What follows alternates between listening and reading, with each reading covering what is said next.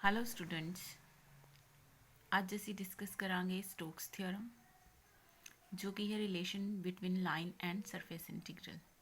First of all, what is the statement of Stokes theorem? If S is an open surface bounded by a closed curve and F is any vector point function having the continuous first order partial derivatives, then Stokes theorem says that integration over a closed curve of f dot dr is equal to surface integral of curl f dot n ds, where n is a unit vector normal at any point. तो statement ਅਸੀਂ समझ ली कि इसकी की है। There is a vector point function, vector point function है, vector function है। ਉਸ ਤੋਂ ਬਾਅਦ ਅਸੀਂ ਦੇਖਿਆ ਕਿ ਇਸਦਾ ਐਫ ਡਾਟ ਡੀ ਆਰ ਦੀ ਅਸੀਂ ਕਲੋਜ਼ਡ ਕਰਵ ਦੇ ਉੱਤੇ ਇੰਟੀਗ੍ਰੇਸ਼ਨ ਕੈਲਕੂਲੇਟ ਕਰਨੀ ਹੈ ਅਤੇ ਇਹ ਇਕੁਅਲ ਹੋਣੀ ਚਾਹੀਦੀ ਹੈ surface integral curl F dot N D S ਦੇ। ਤਾਂ ਇਹਦੇ ਲਈ ਸਾਨੂੰ ਚਾਹੀਦਾ ਹੈਗਾ ਕਿ ਅਸੀਂ ਸਰਫੇਸ ਕਿਸ ਟਾਈਪ ਦਾ ਲੈ ਕੇ ਚੱਲੀਏ, ਇੱਕ ਯੂਨਿਟ ਨਾਰਮਲ ਲੈ ਕੇ ਆਈਏ, ਆਰ ਦੀ ਵੈਲਿਊ ਦੇਖੀਏ, ਉੱਥੋਂ ਡੀ ਆਰ ਕੈਲਕੂਲੇਟ ਕਰੀਏ, ਕਰਲ ਆਫ ਐਫ ਦੀ ਕੈਲਕੂਲੇਸ਼ਨਸ। ਇਹ ਸਾਰੀਆਂ ਕੈਲਕੂਲੇਸ਼ਨਸ ਸਾਨੂੰ ਸਭ ਤੋਂ ਪਹਿਲੇ ਕਰਨੀਆਂ ਪੈਣਗੀਆਂ। ਤਾਂ ਫਸਟ ਆਫ ਆਲ ਅਸੀਂ ਕਿਸ ਦੀ ਇੱਕ ਫਿਗਰ ਬਣਾ ਲਈ ਕਿ ਸਾਡੇ ਕੋਲ ਸਰਫੇਸ ਕਿਸ ਟਾਈਪ ਦਾ ਹੈ। So this is a 3 dimensional, एक असी हैमीस्फीयर टाइप का सरफेस लै लिया होया। ये सफीयर जिमें कैप होंदी है, कैप का अपर पार्ट, और इस सरफेस की ये होगी साडी क्लोज्ड कर्व सी। ये उपर सरफेस है, ये जिमें बॉल के उत्ते आपां एक पैच लगा लीए, एक छोटा जिहा आपां टुकड़ा बॉल के उपर लग्या हुंदा, जे पैच लग्या हुंदा, ये हो गया साडा छोटा जिहा area, that is D S. इस बॉल तो बाहर की तरफ जो वैक्टर निकल रहा है, that vector is a unit surface normal. हुण ये जो यूनिट सरफेस नॉर्मल है, इसनूं यूनिट सरफेस नॉर्मल है, यूनिट वैक्टर है, इसनूं असीं कहता कि ये एक्स एक्सिस नाल एंगल बनाता है अल्फा, वाई एक्सिस दे नाल एंगल बनाता है बीटा, तो जैड एक्सिस दे नाल एंगल बनाता है गामा। ठीक है, तो एन नूं असीं सपोज कर लिया कि एक्स एक्सिस दे with respect to unit vector is I, जिहदे नाल इसदा एंगल है अल्फा। वाई एक्सिस के with respect to unit vector is J, जिस दे नाल इहदा एंगल बन रहा है बीटा। एंड जैड एक्सिस के with respect to unit vector is K, तो के दे नाल इहदा एंगल जिहड़ा बनता है that is equal to gamma. So Z असी फंक्शन ले लिया X Y, this be the equation of the given surface. इस सरफेस की इक्वेशन असीं इस तरीके नाल डिनोट कर लिया। सरफेस की equation is a equation of 2 variables, 2 variables होंदी है। अगर असीं इस सरफेस नूं देखिए कि एक्स वाई ते कैसा नज़र आऊगा, it will look like a circle, एक सर्कल रह जाऊगा, क्योंकि एक्स वाई के अंदर की होंदियां ने सिर्फ 2 डिमेंशनल फिगर्स। ये 3 डिमेंशनल सीगा, सफीयर हैमी सफीयर टाइप का सी, जिहड़ा नीचे आके प्रोजैक्ट होके की रह गया, जस्ट आ सर्कल। तो इत्थे सिर्फ एक रीजन रह गया, इस जो वॉल्यूम है वो नहीं हैगी, सिर्फ एरिया है। इस रीजन नूं असीं आर कहता। सरफेस एस की जो प्रोजैक्शन नीचे नज़र आ रही है उसनूं असीं एस डैश कहता। ये जो डी एस सीगा पार्ट, इसनूं असीं D X D Y, and जिहड़ी साडी कर्व सी सीगी उसनूं असीं सी डैश दे नाल डिनोट करता। सो यही असीं इत्थे मैंशन कीता हैगा। तो let Z is phi of x Y, X Y plane के अंदर जो एस की प्रोजैक्शन है that is R. N is a unit normal vector which is making an angle of alpha beta gamma with the positive directions of X axis Y axis respectively. अगर दो vectors ए तो B दे विच दा angle theta होवे तो अपने को cos theta का formula होंदा है, cos theta is A dot B divided by modulus of A into modulus of B. इत्थे असीं लिया कि एन का एक्स एक्सिस के डायरैक्शन के अंदर जो यूनिट वैक्टर है उहदे नाल एंगल जोड़ा है दैट इज़ अल्फा। इसका मतलब है कि एन तो आई दे विच दा एंगल जोड़ा है दैट इज़ अल्फा। तो what will be cos of alpha, it will be N dot I divided by, दोनों ही वैक्टर यूनिट वैक्टर ने, तो यूनिट वैक्टर का जो मॉडुलस होंदा है, modulus of a unit vector is 1। तो की बनेगा that cos of alpha will be equal to N dot I. N dot I का कॉस ऑफ अल्फा आने का मतलब ये है कि एन का आई की डायरैक्शन जो कंपोनेंट है that is cos of alpha. Similarly N का जे की डायरैक्शन जो कंपोनेंट है वो कॉस बीटा, तो एन का के की डायरैक्शन जो कंपोनेंट है that is cos of gamma. ठीक है, इतों ही असी एन की वैल्यू लिखी। So N will be cos of alpha I, cos of beta J and cos of gamma K. सानू पता है कि जोड़े आई जे तो के होंगे ने, हुण आई एक्स एक्सिस की डायरैक्शन च है, जे वाई डायरैक्शन च है, एंड के z ਡਾਇਰੈਕਸ਼ਨ 'ਚ ਹੈ, ਇਹ ਆਪਸ 'ਚ ਇੱਕ ਦੂਜੇ ਦੇ ਕੀ ਹੁੰਦੇ ਨੇ, ਪਰਪੈਂਡੀਕੂਲਰ। ਤੇ ਦੋ ਪਰਪੈਂਡੀਕੂਲਰ ਵੈਕਟਰਸ ਦਾ ਜਿਹੜਾ ਡਾਟ ਪ੍ਰੋਡਕਟ ਹੁੰਦਾ that is always equal to 0। i dot J dot K dot I 0 ਹੈ।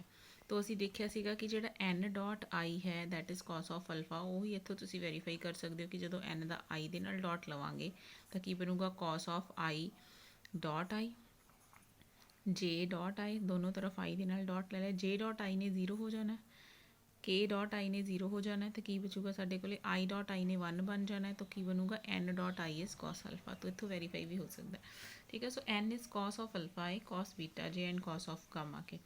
ਹੁਣ ਸਾਨੂੰ ਥਿਓਰਮ ਦੇ ਅੰਦਰ ਹੋਰ ਕੀ ਚਾਹੀਦਾ ਸੀ, ਤਾਂ ਇਹ n ਵਾਲਾ ਮਸਲਾ ਅਸੀਂ ਸੋਲਵ ਕਰ ਲਿਆ। So n is calculated now. ਹੁਣ ਬਚਿਆ dr, where what is r, r is any arbitrary vector, r is X I Y J and z K, दोनों तरफ असी डिफरेंशिएट करिए तो की बन जाऊगा dr, x का dx, y की डेरीवेटिव dy, z का डेरीवेटिव dz। तो इस तरीके नाल साडे कोल हुण असी थ्योरम की कैलकुलेशन करनी ने, अंदर जो इंटीग्रेंट पिया है उसके अकॉर्डिंग सानू कर्ल ऑफ f चाहिए। कर्ल ऑफ f का फॉर्मूला अपने को डेल क्रॉस f है, f की वैल्यू सानू f1 f2 के फॉर्म च दिती हुई है। कर्ल की वैल्यू सानू पता होंदा curl X curl Y curl Z I J K, ठीक है।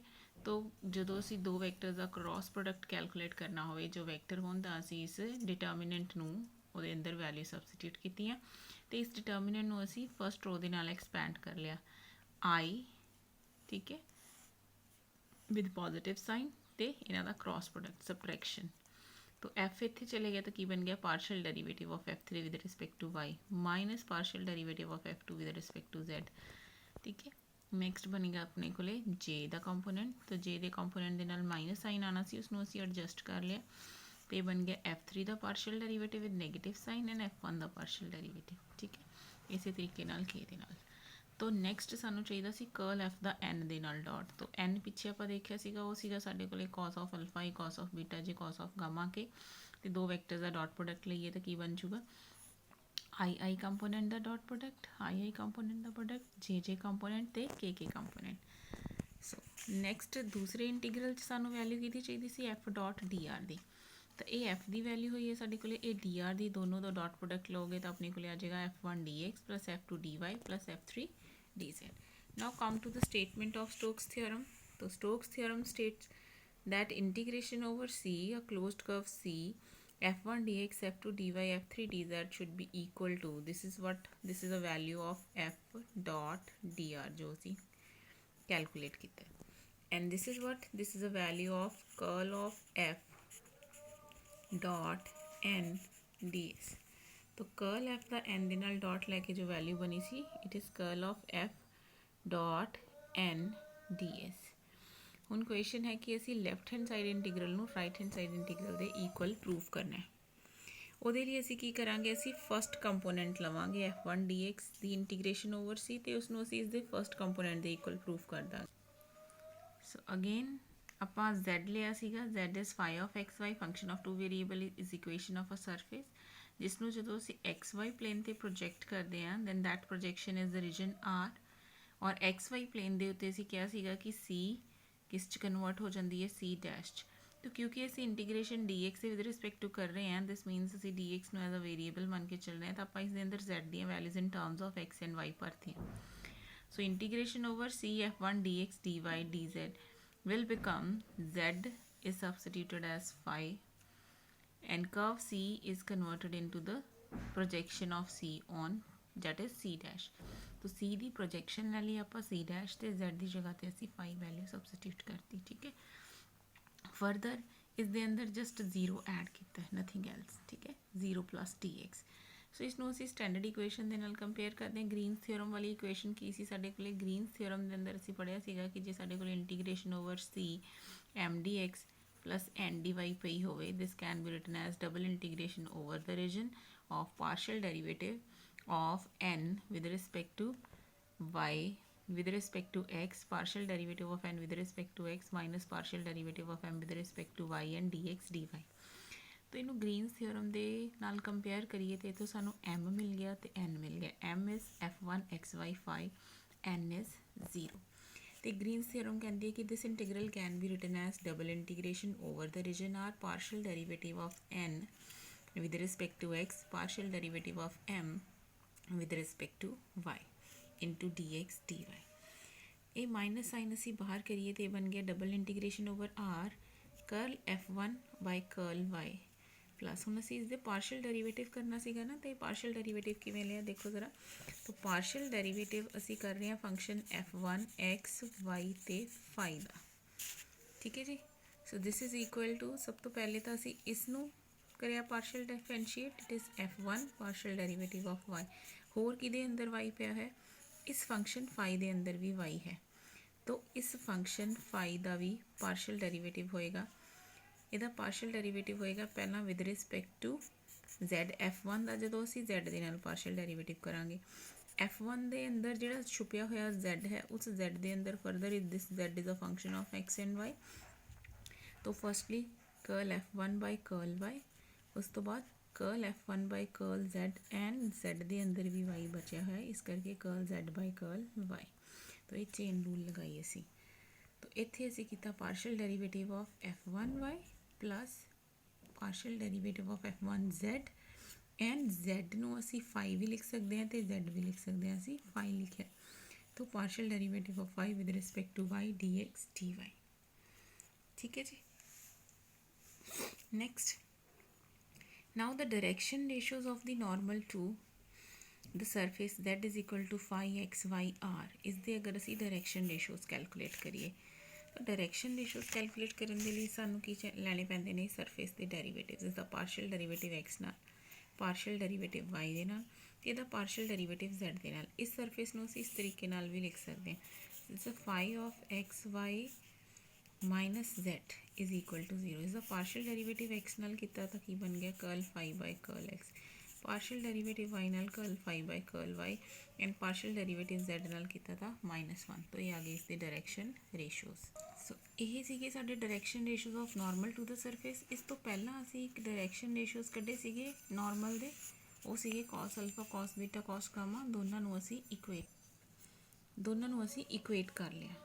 तो इक्वेट करन दे नाल की कीता असी फस्ट नूं लास्ट दे नाल इक्वेट कीता, ठीक है, दैन इनू इहदे नाल इक्वेट कीता।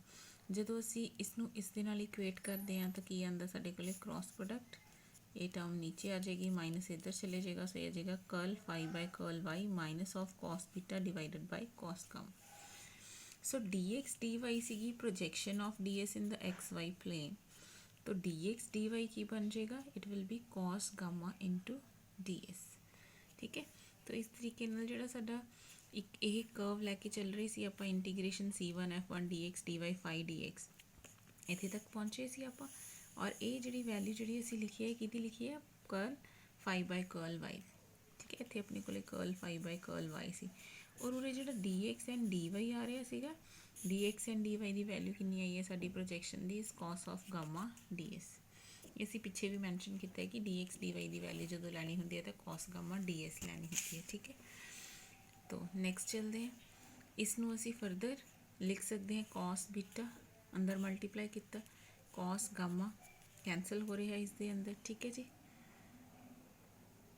ये जो कॉस गामा सीगा इनू अंदर मल्टीप्लाई करिए तो इत्थे कॉस ऑफ गामा आ जाएगा, f1 वाले फैक्टर के नाल कॉस ऑफ गामा, और जो असी इनू इत्थे मल्टीप्लाई करते हैं cos of cos gamma cancel, तो z वाले फैक्टर के नाल की आ जाता है कॉस ऑफ बीटा, और ये माइनस साइन में असी एडजस्ट करिए तो f1 वाला फैक्टर माइनस एंड z के डेरीवेटिव वाला पॉजिटिव बन जाता है, ठीक है जी।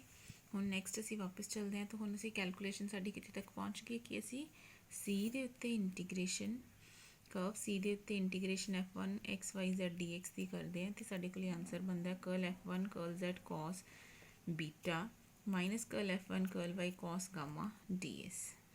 सिमिलरली असी बाकी दियां 3 कैलकुलेशन लिख देनियां ने, f1 is replaced with f2, f1 की जगह f2, सर्कुलर मोशन च करना है कि x नू y दे नाल, y नू z दे नाल, z नू x नाल रिप्लेस करना है, अल्फा नू बीटा नाल, बीटा नू गामा नाल ते गामा नू वापस अल्फा, तो z नू रिप्लेस किया x नाल, बीटा नू गामा नाल, y नू z नाल, f1 f2। तो इदा करके साडे कोले 2 इंटीग्रेशनस होर आ गई। इन्हां सारिया इंटीग्रेशनस नू ऐड कर लीए f1 f2 f3 की इंटीग्रेशन, ਤੇ ਜੋ ਰਾਈਟ ਹੈਂਡ ਸਾਈਡ ਦੀ ਇੰਟੀਗ੍ਰੇਸ਼ਨ ਸੀਗੀਆਂ this will become a theorem. तो साडी लैफ्ट ते राइट साइड जी इक्वल हो गई। दिस मीनस कि थ्योरम का प्रूफ जोड़ा है वो असी कंप्लीट कर लिया। यही असी ये अंदर प्रूफ करना सी।